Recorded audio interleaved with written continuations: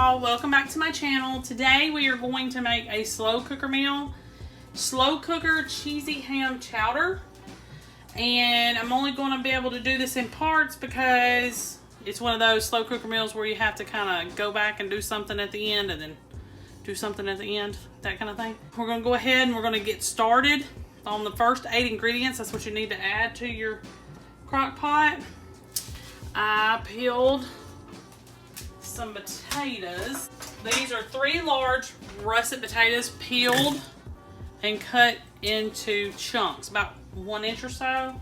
Drained can of corn. You can use some frozen corn if you prefer. I'm going to use some canned ham that I chopped up. But you can use any ham that you need. I wouldn't advise deli ham. So you would do like a ham bone, or you could do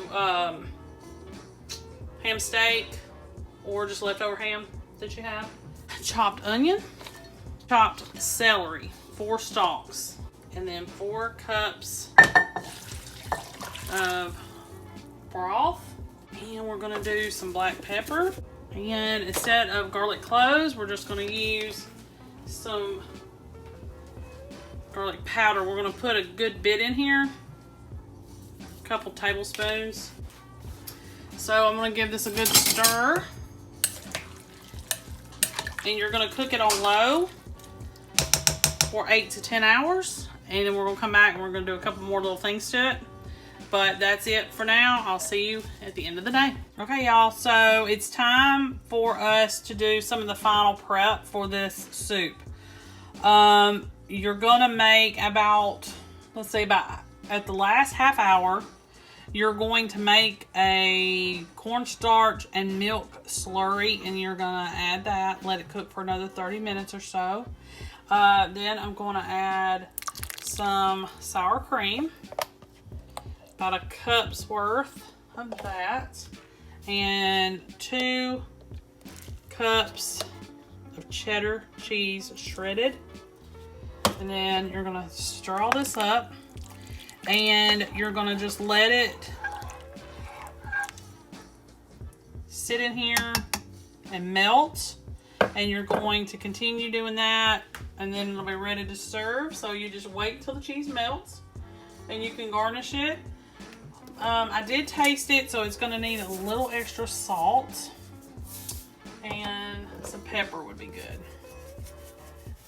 But it'll be ready to serve as soon as the cheese melts. We are going to make a real quick vegetable beef soup. I've made it before. I've even got a video on it, but I don't think the video did very well because there was some problems with the audio. So I'm going to just do another quick little version. You need 1 pound of ground beef to 2 pounds, depending on how much meat you want in it. I use veg-all. I use this veg-all canned vegetables. I get the home style, but you can get the regular. It's okay if you use the regular. I do 2 cans. And another ingredient that's really good to use in this is V8 juice. Instead of tomato juice or tomato sauce or any of that other stuff, this gives a lot of flavor. Between this and the veg-all, it just really packs a lot of flavor. So I'm just gonna pour this whole thing in. It's about 46 ounces. And really, I mean, there's not much to it. So I've already got my meat cooked. The vegetables, you know, are canned, so you don't have to let it cook for long.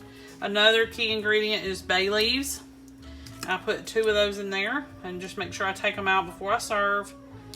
And that's all we're gonna do. We're gonna let this simmer for a little while, and then we're gonna come back and we'll season it, see what seasoning it needs, and that's it. It's a very, very quick vegetable soup. So I'm gonna let this simmer for about 20 minutes or so, and I'll come right back to you.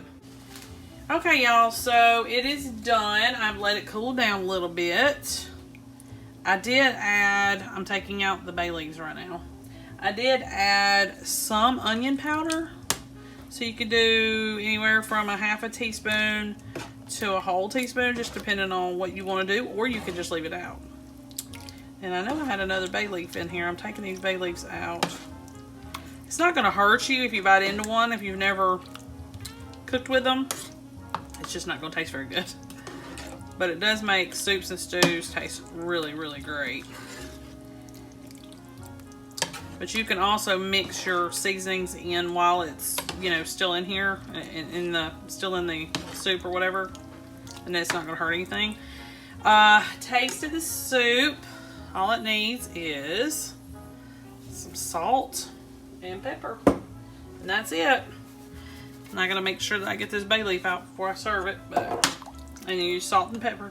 There it is.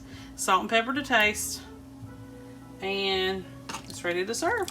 I even made me some cornbread to go with it, but you can have crackers or, you know, whatever you prefer. Really good, really easy. Okay, y'all, make sure you like and subscribe. I'll see y'all next time.